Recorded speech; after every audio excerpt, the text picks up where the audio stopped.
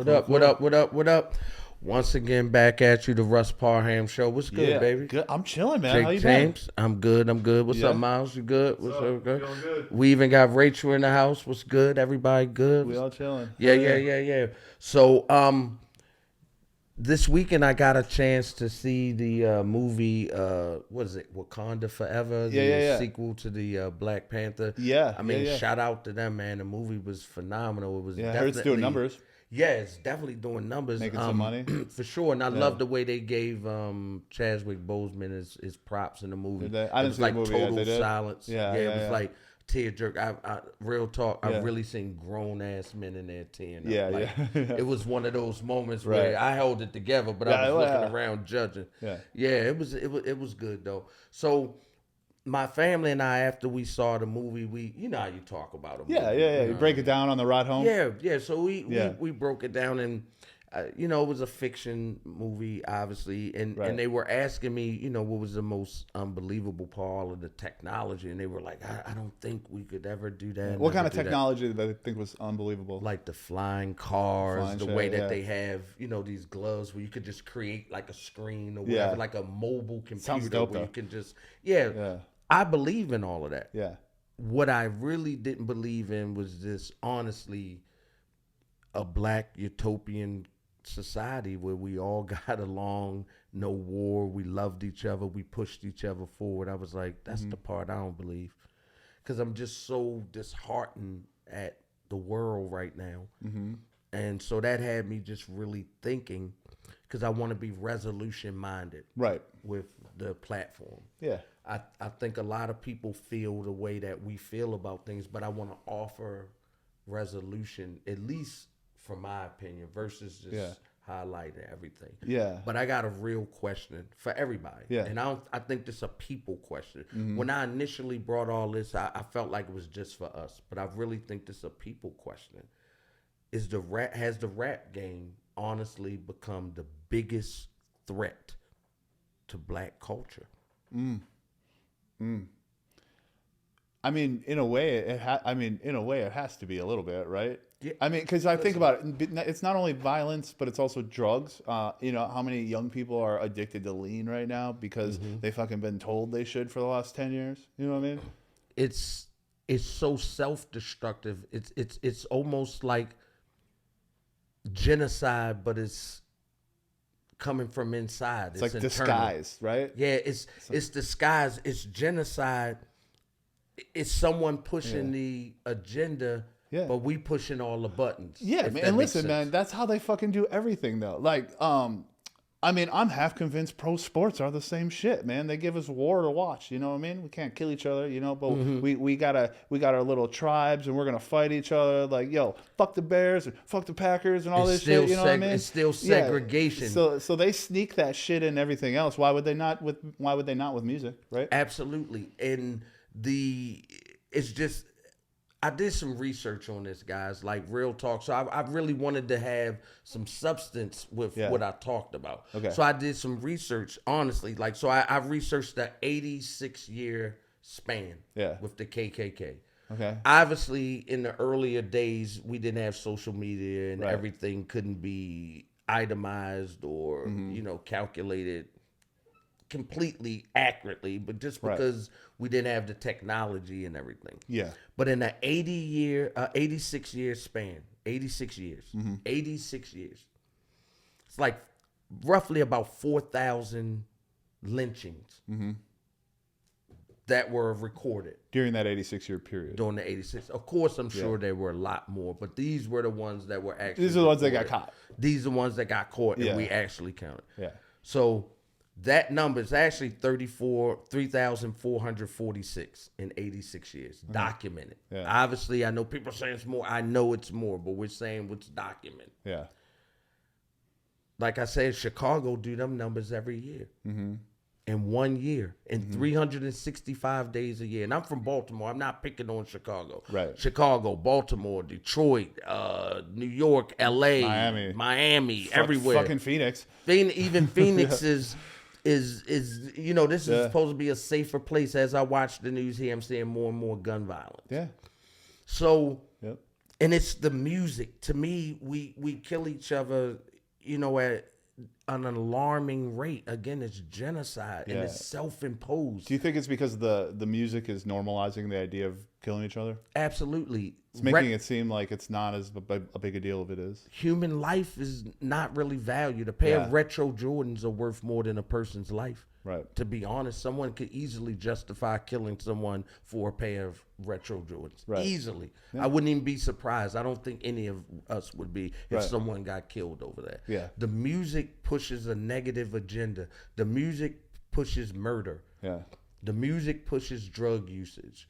The music doesn't really push family or anything. Yeah. I heard Tank, shout out to Tank. He made I heard him on the Drink Champs. He said, it's not our violence that's the threat. It's our love that's the threat. Because if we start loving each other, the father stays in the home. Mm-hmm. We got a more stable family unit. Mm-hmm. We're raising our kids. Most of our kids are growing up in 2-parent households now. Things are different. Yeah. That's the real threat. Yeah. Rap music enforces the other side. Yeah. Every woman's a bitch and a hoe. Mm-hmm. Every dude, if you ain't a killer, you ain't shit. Yeah. If you're not taking life, if you're not destruction oriented, if you're if that's not what you're about, you weak. Yeah. Yeah. We don't covet the college guy. We covet the hustler. Right. But the hustler's shelf life is so short. Mm-hmm. You know what I mean? We don't covet the guy that wants to make changes in the hood. Yeah. Well, people replicate what looks cool, Exactly. And when you're told this is what you're supposed to feel is cool, why would you not want to be that? And now you just have more people putting themselves in the position to have the negative things that come with it. You know what I'm saying? And so I really started to think. I really wanted to know where this came from. Yeah. So it's like I said, well, Russ, follow the money. Yeah. Okay. Follow the money. Yeah. That's gonna tell you. So for real, I don't want to see anybody else killed in the rap game. I don't want to see anybody else killed, but I do wonder if there was someone in a Brooks Brothers suit laying in a pool of blood, would that change the narrative? Right. Mm-hmm. I wonder if it'd be a pandemic, it'd be an epidemic. Yeah, if people started going into corporate offices of these music companies and violence started to break out there. Right. Like imagine if country music singers started talking the same way, and then people that listen to country music started fucking falling dead. Like they'd be freaking the fuck out, right? Absolutely. Something will be done about it immediately because in their genre, the narrative is not death and self-destruction. Right. The drug usage. But when you follow all of this stuff back, and I'm not the kind of guy that's, I just call it like I said. Yeah. And we got a lot going on with Black and Jews now in the world. Mm-hmm. And a lot of this shit is traced back to them. I'm not making them completely the blame, but they're culpable. Mm-hmm. They're culpable. They run the music industry. Mm-hmm. You're not condemning Black artists for pushing murder on other Black people. Right. Because those deaths on the street come back as stock options. Mm-hmm. That blood is monetized. That those bodies become boats and planes. Mm-hmm. So you would never condemn an artist that you sign that is in your company under your umbrella that's pushing death, drug usage. You don't condemn him for that. But if he call you out and say you're culpable in this because you pushing the agenda to make money, he's an anti-Semite now. Right. That's how the system's set up. It's how the system's set up. So until you're honest about your position in all of this, I don't think it's cap for you to say it's anti-Semitism every time somebody call you out. Mm-hmm. Stop throwing rocks and sticking your hands in your pockets. Mm-hmm. Mm-hmm. You're exploiting these people that are dying. Mm-hmm. We cannot continue at the rate that we're dying. There's no way we can sustain numbers. Mm-hmm. If we keep dying the way we are, where are we in 20 years? It's like 9 of us. Right. Why do you think they allow it to continue to go on for so long, though? Like, if the people are dying, like, that's less people that are making them money. Like, the people that are making them the money are the ones dying. You know what I'm saying? To some extent, at least on the artist side. Mm-hmm. What's the incentive? if to me, if I'm just being honest, what I think it is I'm already impoverished. Yeah. I'm already in a fucked up situation. Mm-hmm. I'm already struggling. Yeah. So if this is a way out, Mm-hmm. I'll take it because it beats my reality. Right. But it's the same reality. Watch this though, with a little more glitter on it. So now, not only are you leading a charge in your little market to push the destruction, now you've made yourself a target. Because that's the price of your gold chain and your record contract. Yeah. The fact that you're going to be a target now because of the things that you have to talk about to push the agenda. Right. Is going to make you a target. Yeah. There won't be no more KRS ones. Right. You won't see a Common again. Yeah. Right. You won't see that because that narrative is not marketable in this world, but it could be. Right. Whoever the biggest rappers out here right now, the most influential ones, if all of them put out an album right now and it was all about changing the reality in the hood, and that was the message, and that was the product, I don't believe people stop buying rap music. Right. Right. You acquiesce and you start to accept the message. Yeah, for real. Because whatever message is put out, you accept anyway, whether it's positive or negative. Right. You didn't reject the positive message in lieu of a negative one. They just removed the positive one and replaced it with the negative one, and you just went with it. Right. Right. Because now y'all dudes, y'all drinking lean, you doing this, you popping pills, you a junkie, bro. You a fucking junkie, bro. Listen, where I come from, if anything outside of weed and alcohol, you a junkie. Real talk. I'm being real. Like, you can't smoke meth and still come to Thanksgiving, bro. Like nothing happened. Somebody's aunt gonna give you a hug and pull you in the hall. Yeah. And it's gonna be a pastor out there. You going to something gonna happen. You can't just smoke coke and do all this crazy shit and drink lean and be nodding and sucking your own dick because your head in your own lap. You a junkie, bro. Yeah. But then I think it's too, women are so accepting of the behavior. These are the people they put on pedestals. You make these people heroes. Yeah. They MCs. That's all they are, rappers. Right. They rappers. And they not even talking about nothing. We know about the hood. We all live in the hood. Right. You just part of the problem. I'm not even mad at the Jews for positioning it to make money. They calling the plays, but we going on the field executing it. Yeah. When you get the bag, change the message. That's why I couldn't fuck with Kanye and ride for him like, oh, Kanye, no. Because when you had the bag, you fumbled it. What you should have did is left out their office like, okay, man, fuck them people. We doing this. Yeah. Yeah. Waited till there was a problem to start talking about Yeah, it. Right? you waited till it's a problem, Yeah. but when y'all was getting along, the narrative still was in place. They still told you things that you weren't supposed to bring out of that office. Yep. But you didn't do anything. You didn't take that information and repurpose it. You didn't take your platform. You didn't take your resources and attack the problem from the inside. That's the only way. You can't fight an infection from the outside of your body. That's why they give you medicine. That's why they give you IVs, because the fight is on the inside. Very rarely is the fight on the outside. Very rarely. Those are easy fights to fix. If you cut yourself, stitch it up. But if you got internal bleeding, a little more complicated, because the fight is on the inside. You can't even see it. You can bleed internally and not even know. The fight is on the inside. So I blame the rappers. Like Denny Smith said, they are who we thought they are. They were. Go ahead and crown them. They are who we thought they were. No one's surprised that, oh, the big bad Jews exploiting blacks. Really? You didn't know that? But what we gonna do with the information? Right.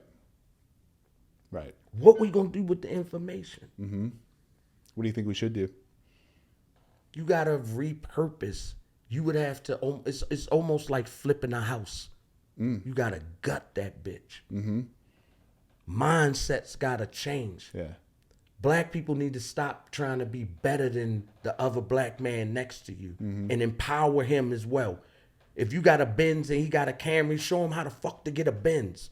Don't say, I got a Benz and you drive my Camry, I'ma fuck your bitch. Don't say that. Right. Show him how to get a Benz. And if you've been married 10 years or whatever, and you see him struggling with something, teach him how to be a better man. But we gotta be open to the information. Yeah. It's hard to talk to young black dudes. They think they know everything. If you knew better, you would do better. Right. If we knew better, we'd do better. Yeah, for real. We struggling and dying over nothing.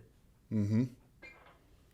We just gotta do better, man. The effects on this will be generational, black people.